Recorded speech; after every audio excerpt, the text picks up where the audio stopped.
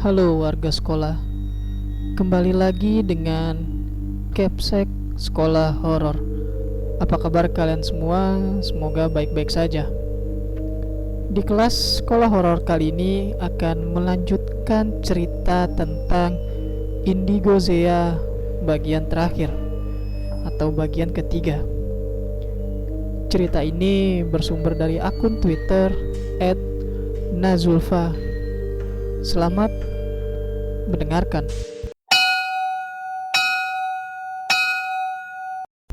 Keluar kamu. Tidak. Celia tersenyum sinis. Ya sudah, akan kupaksa. Detik selanjutnya, Celia menarik perlahan tangannya dari leher Zea. Rasakan ini. Setelah berteriak nyaring, tubuh Zea kini melemas. Beberapa murid dan guru kini sigap menggotong Zea menuju UKS. Tak lupa dengan Adin dan Celia. Mereka mengikuti dari belakang. Walaupun tubuh Celia sekarang ini masih sedikit lemas karena energinya sedikit terkuras. Setelah menunggu beberapa menit, Zea kini mulai tersadar. Adin pun menyodorkan gelas berisi air.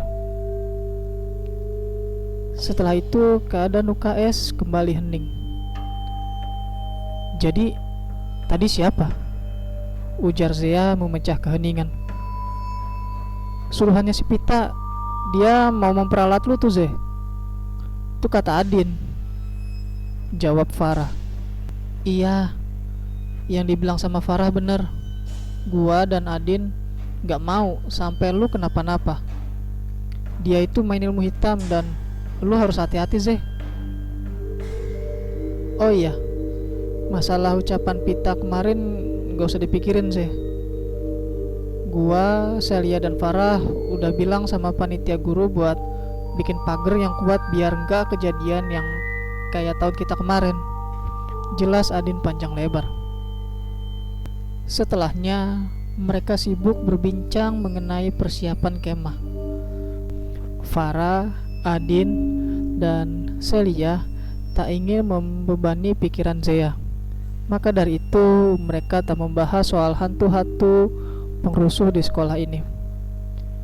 Hari-hari berikutnya semua berjalan normal. Dan tak terasa, hari ini adalah hari keberangkatan Zea dan yang lain untuk ke bumi perkemahan. Setelah tiba dan membangun tenda, kini Zea dan panitia yang lain sibuk mempersiapkan peralatan untuk hiking. Acara berjalan lancar, sesuai dengan rencana tanpa kendala. Sampai malam hari tiba. Masalah mulai muncul. Penerangan di sekitar bumi perkemahan tidak bisa berjalan. Keadaan buper yang gelap gulita ditambah angin malam yang menusuk badan Zea. Mencekam. Itu yang Zea rasakan. Berkali-kali dia melihat berbagai makhluk mengerikan di sana. Dan yang mengganggu Zea sekarang adalah gadis kecil berambut panjang. Mukanya sangat pucat, seperti habis tercebur di air saja. Tapi Zea berusaha tak peduli dengannya. Tepat pukul 21.35, penerangan baru bisa berfungsi kembali. Keadaan buper sudah tak lagi gelap gulita dan malam pertama berjalan sesuai dengan rencana. Begitupun dengan hari-hari berikutnya. Acara perkemahan tahun ini bisa dibilang sukses tanpa kendala dan tak ada kejadian yang tidak diinginkan. Sehari setelah perkemahan usai, kini Zea sudah kembali ke sekolah. Zea kini diam, termenung, karena Farah sedang asik dengan ponselnya. Zea terus mencoret bukunya tak beraturan. Hingga Zea bertemu dengan sesosok gadis kecil bermuka pucat sedang berdiam meringkuk di pojok kelas. Perlahan ia mengangkat wajahnya dan terlihat wajah pucat yang amat menyedihkan. Dalam hitungan detik, sosok gadis itu melayang-layang ke arah Zeya.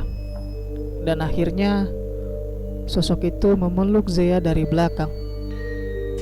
Dan sosok itu mengajak Zeya untuk bermain, sembari menepuk pundak Farah yang ternyata makhluk itu kini sudah meminjam tubuh Zeya untuk berinteraksi. Zeya kerasukan lagi. Farah pun panik ketika mengetahui ada yang janggal dari Zeya.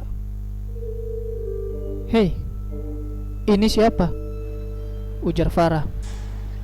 Dan lagi, kini teman kelas Zeya sudah mengerubung, seperti ada tontonan sirkus. "Main yuk." "Mau main apa?" tanya Tika yang sudah berada di depan Zeya. "Tik, gue titip Zeya ya. Gue mau manggil Celia dulu," ujar Farah yang dibalas anggukan kepala oleh Tika. "Seperti ini, kamu ambil bangku lalu letakkan di jendela sana," ujar sosok itu sembari menunjuk ke pojok jendela kelas. "Hah? Mau apa?" "Aku mau ajak dia loncat bersamaku." Detik selanjutnya, Zeya bangun dari duduknya dan hendak menuju jendela pojok kelas. Refleks, teman-teman Zeya pun menahannya hingga Zeya kembali duduk. Gak bisa. Ini tuh lantai 3. Kalau Zeya jatuh, nanti bisa bahaya. Dia bisa kehilangan nyawa," ujar Tika. "Memang, aku ingin membuatnya mati. Lalu dia bisa bersama denganku selamanya. Dia bisa menjadi kakakku." Keadaan semakin ricuh. Zeya terus meronta-ronta hingga akhirnya Aska memeluk tubuh Zeya dari samping. Kenapa harus Aska? Mau moduskah dia memeluk Zeya? "Kamu tidak bisa mengambil temanku," teriak Celia yang baru datang. Tak lupa diikuti Farah dan Adin yang kini sudah membawa botol air mineral yang kosong.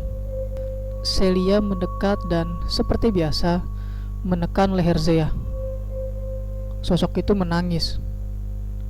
"Siapa namamu?" tanya Adin. "Namaku Nia." Adin kemudian membuka tutup botol air mineral dan menjulurkannya ke arah Zeya. "Nia mau keluar sendiri atau mau dimasukin botol?" Zeya mulai meronta-ronta. Makhluk itu tidak mau dimasukkan ke botol. "Sekarang keluar," perintah Celia tegas. "Tidak." Perempuan itu bilang, "Aku boleh membawanya pergi. Dia kakakku." Celia beradu tatap dengan Farah dan Adin. Kini mereka tahu siapa dalang di balik semua ini. Zeya manusia. Dia anak cerdas, tidak seperti tuanmu, tukas Celia. Makhluk itu pun menangis karena merasa bahwa dirinya selalu mendapatkan kejahatan dari maminya. Celia menatap Zeya dengan iba. Ternyata sosok kecil itu mempunyai masa lalu yang kelam. Ia merasa sendirian. Pantas saja anak kecil dan malang ini mau diperintah oleh si perempuan jahat itu untuk membawa Zeya pergi. Ia ingin mempunyai teman ternyata. "Memangnya mami kamu kenapa?" tanya Celia. "Mami jahat. Setiap Nia ingin makan, main, dan juga belajar, selalu dipukul." Nia menjeda ucapannya. "Hanya Dedi yang sayang pada Nia, tidak dengan Mami. Saat Dedi pergi, Mami mengurung Nia, tidak memberi makan, hanya memukul dan menyiram Nia dengan air yang sangat panas." Tangis dari Nia. Kini semuanya menatap Iba Zeya. Malang sekali nasib gadis kecil ini. Bahkan usianya belum genap 8 tahun. Sampai hari itu tiba, Nia tak menghabiskan makanan Nia. Lalu Mami memukul Nia dan Mami memasukkan Nia ke dalam kandi air. Mami menutupnya dan meninggalkan Nia, dan tiba-tiba Nia tak bisa lagi menyentuh Dedi. Adin mengelus pundak Zeya dengan pelan. Terus, kamu mau apa sama Zeya? Nia mau Zeya ikut loncat, temani Nia. Tidak bisa Nia, liris Elia. Harus bisa. Zeya sama seperti Nia pintar. Dia bisa jadi kakak yang baik. Bandel ya kamu. Saya masukin botol aja nih. Perlahan Celia memulai aksinya untuk mengeluarkan Nia dari tubuh Zeya dan berusaha untuk memasukkan Nia ke dalam botol. Sosok Nia sudah keluar dari tubuh Zeya dan Adin pun sudah menutup botol tersebut, dan Nia kini terkunci. Beberapa teman Zeya dan Farah memapa Zeya menuju UKS. Setelah sampai di UKS dan merasa agak baikan, barulah seperti biasa Zeya menanyakan apa yang sebenarnya terjadi. Siapa dia? Perlahan Farah mengusap pundak Zeya. Dia Nia. Kasihan dia, disiksa sama orang tuanya dan dia mau lo ikut sama Nia buat mati. Gila aja ya kalau lo sampai mati di sini. Sekolah bisa tambah angker. Sarkas Adin.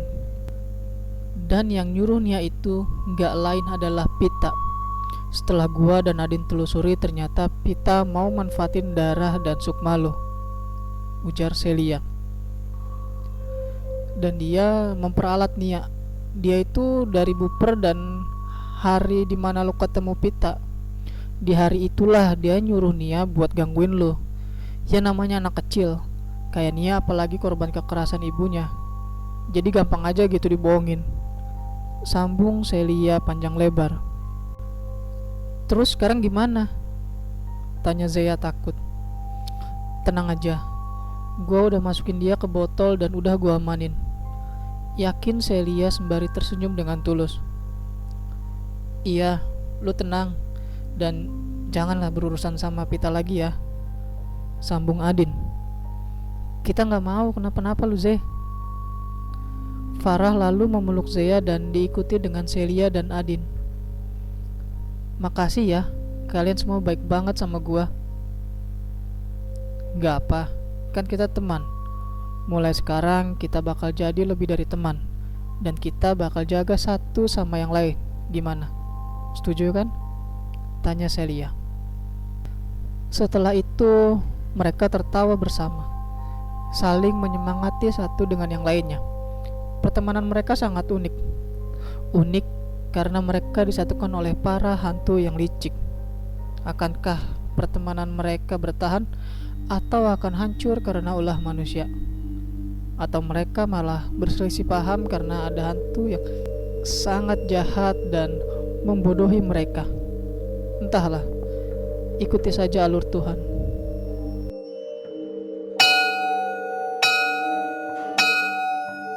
Itu dia cerita terakhir mengenai Indigo Zeya. Terima kasih buat kalian warga sekolah yang telah mendengarkan cerita ini, dan terima kasih juga kepada akun Twitter @nazulfa yang telah memberikan kami izin untuk membacakan cerita ini. Jangan lupa untuk like dan share video ini agar warga sekolah horor semakin bertambah. Dan sampai jumpa di kelas berikutnya.